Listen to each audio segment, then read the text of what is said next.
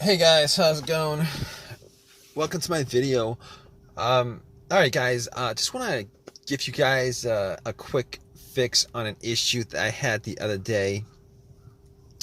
So basically, I had this issue with my car, and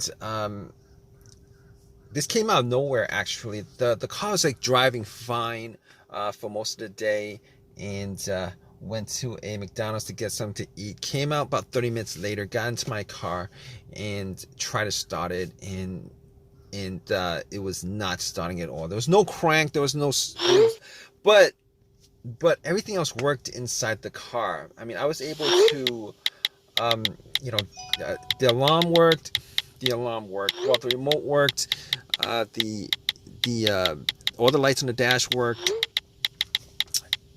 the blower motor works, like everything worked as normal, except that it would not crank, it would not start up, it would not crank.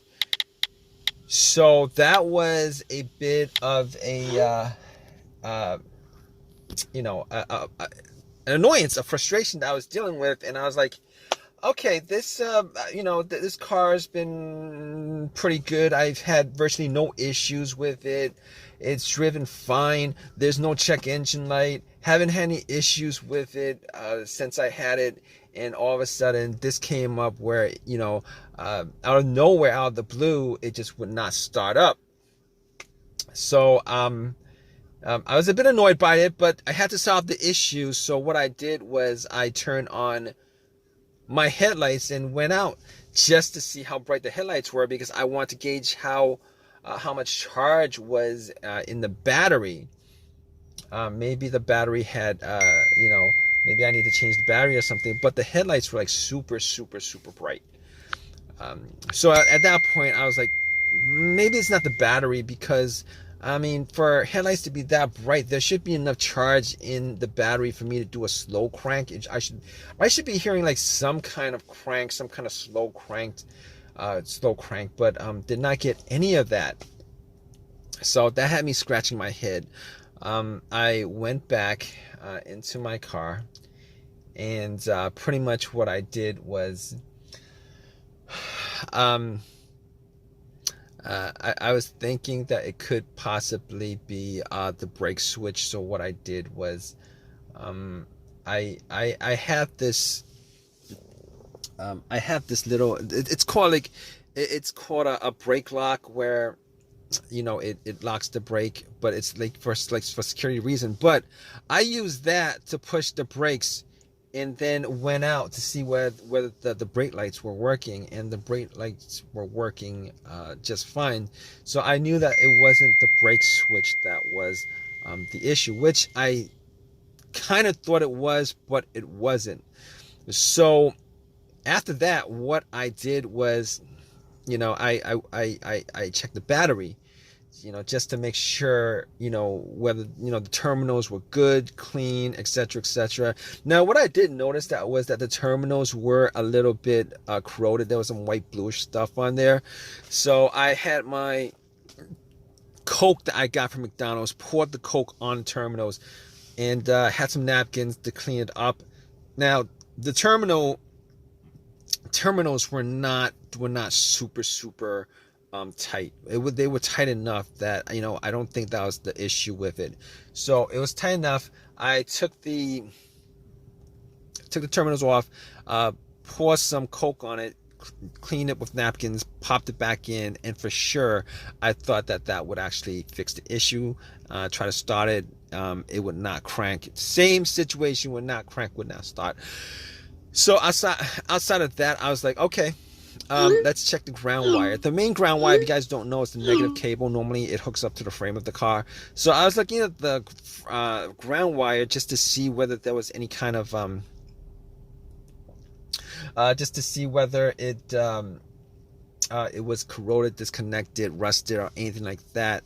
There was a little bit of rust, but nothing that I thought would affect the electricity going to the battery to the car. So I was able to rule out that. So at that point I was like, let me rule out the battery completely, because wasn't 100% sure whether it was the batteries that was the problem. So I had somebody help me out with a jump. Had the cables on there for a good couple minutes, maybe like a minute, and then try to crank it. Normally, it should crank at least a little, with it hooked up, and it did not crank at all.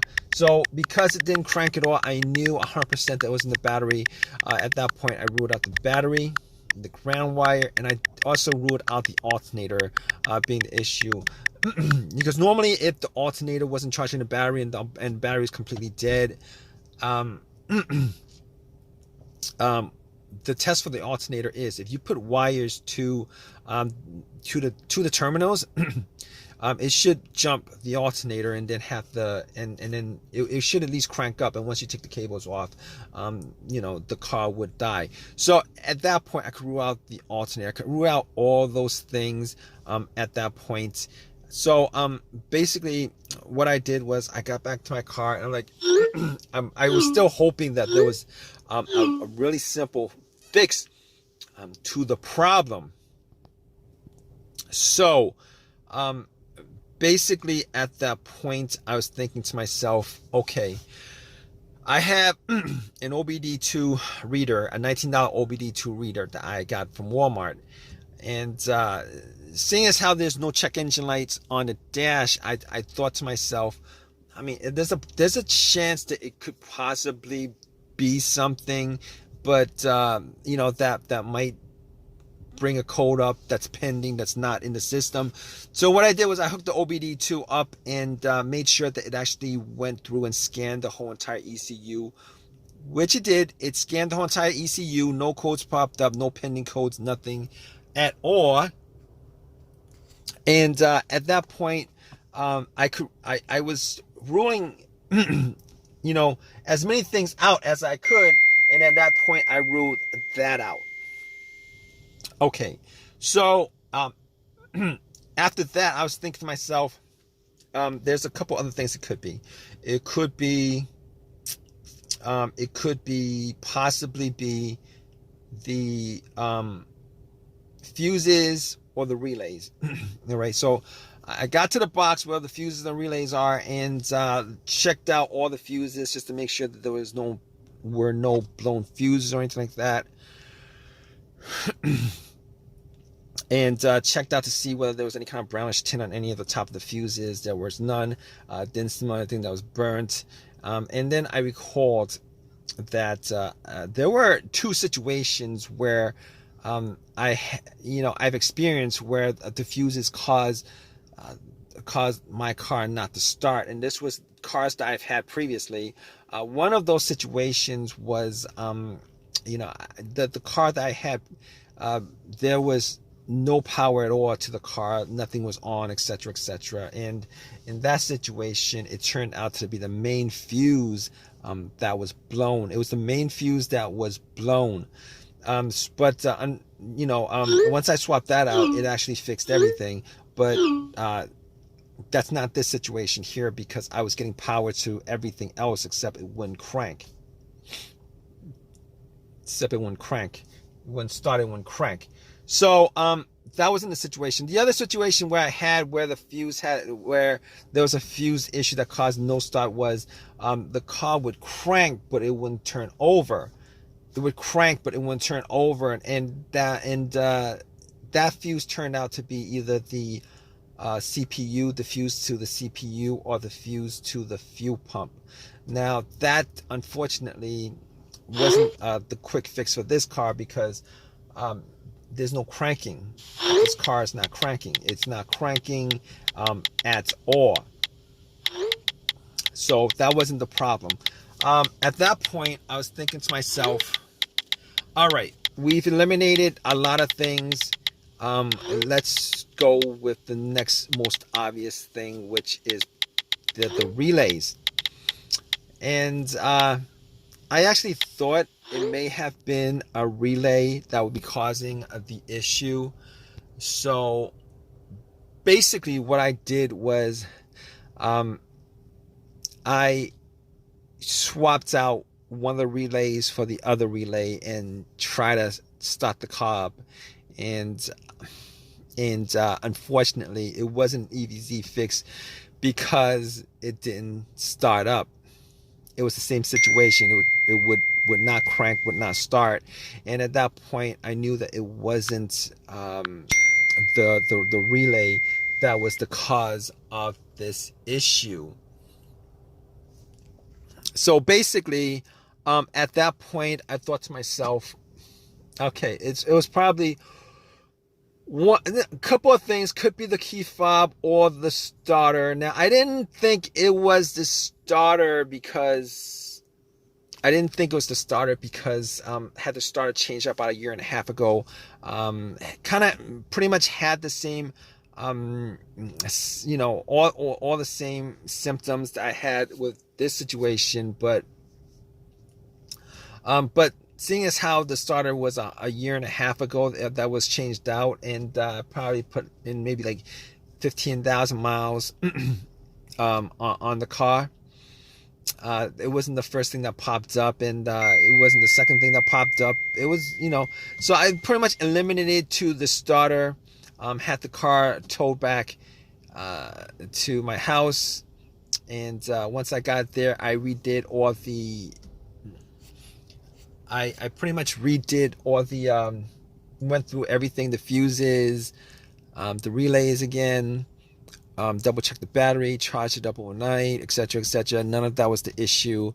So at that point, I thought it was, you know, it was probably the starter. So I got to the starter and did a direct jolt to it, where I actually put the positive of the battery, got another wire, put a positive of the battery to the, and try to jump the starter, and the starter was completely dead, would not jump. At that point, I knew like 99% was the starter. Took it out, went to AutoZone, had them tested it, and it was definitely the starter that was the problem. And because the starter was warranted had a lifetime warranty on it, got another free starter, popped it in, and it worked. And it's been working ever since. So if you guys are stuck in this situation where you guys are looking for a fix for it, there's a good chance that probably one of the things that I went through in this video could possibly fix your situation. Hopefully it's not the starter where you're stranded until you get the starter changed up.